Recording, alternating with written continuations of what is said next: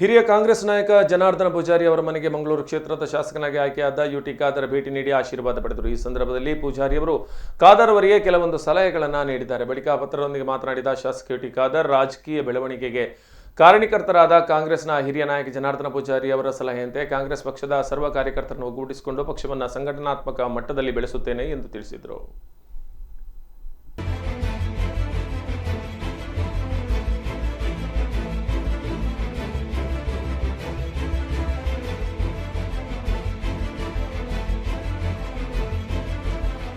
ಕಾರ್ಯಕ್ರಮವನ್ನು ಗೆಲ್ಲಿಸಿದ ನಂತರ ಬಹುಶಃ ಇವತ್ತು ನಿನ್ನೆ ಬೆಂಗಳೂರು ಬಂದ ನಂತರ ಇದು ಸನ್ಮಾನ್ಯ ಜನಾರ್ದನ ಪೂಜಾರಿ ಅವರನ್ನು ಭೇಟಿ ಮಾಡಿ ಅವರ ಆಶೀರ್ವಾದ ಪಡೆಯುವಂಥದ್ದು.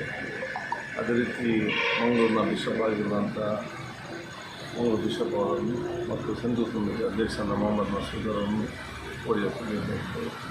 ಸನ್ಮಾನ್ಯ ಜನಾರ್ದನ ಪೂಜಾರಿ ಅವರು ನಮ್ಮ ಅತ್ಯಂತ ಹಿರಿಯ ನಾಯಕರು.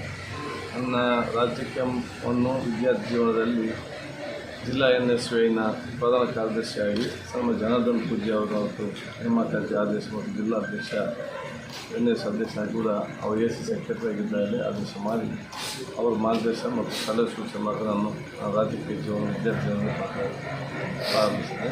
ಸನ್ಮಾನ್ಯ ಜನಾರ್ದನ ಪೂಜಾರಿ ಅವರ ಕಠಿಣವಾದ ದುಡಿಮೆ, ಪ್ರಾಮಾಣಿಕತೆ ಮತ್ತು ಪರಿಶ್ರಮ ಮತ್ತು ಸಾಮಾಜಿಕವಾದ ಬದ್ಧತೆ ನಮ್ಮ ರಾಜಕೀಯದಲ್ಲಿ ನಮಗೆ ದೊಡ್ಡ ಮಟ್ಟದ ಪರಿಣಾಮ ಬೀರಿದೆ ಅಂತ ಹೇಳಲಿಕ್ಕೆ ನಾನು ಇವತ್ತು ಬಯಸ್ತೇನೆ. ಅಂಥ ಸಂದರ್ಭದಲ್ಲಿ ನಾಮಿನೇಷನ್ ಹಾಕಿ ಮುಂಚೆ ಕೂಡ ನಮ್ಮ ಜನಾರ್ದನ ಪೂಜಾರಿ ನಾವು ಭೇಟಿಯಾಗಿದ್ದೆವು.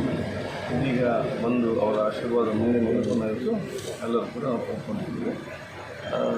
ನಮ್ಮ ಕಾಂಗ್ರೆಸ್ನ ಕಾರ್ಯಕರ್ತರನ್ನು ಒಂದು ಕುಟುಂಬದ ರೀತಿಯಲ್ಲಿ ನೋಡಿಕೊಂಡು ಸರ್ವ ಕೂಡ ಮುಂದೆ ತೆಗೆದುಕೊಂಡು ಹೋಗಬೇಕಂತೇಳಿ ತಮ್ಮ ಸಲಹೆ ಮತ್ತು ಸಂದೇಶ ಮಾರ್ಗದರ್ಶನ ನೀಡಿದ್ದಾರೆ. ಅವರ ಸಲಹೆ ನಾವು ಸ್ವೀಕರಿಸಿಕೊಂಡು ನಾವೆಲ್ಲರೂ ಕೂಡ ಜೊತೆಯಾಗಿ ಮುಂದೆ ಹೋಗಿ ಪಕ್ಷವನ್ನು ಬಲಿಷ್ಠವಾಗಿ ಸಂಘಟಿಸುವ ಜೊತೆಯಲ್ಲಿ ಸರ್ವ ಸಮಾಜಕ್ಕೆ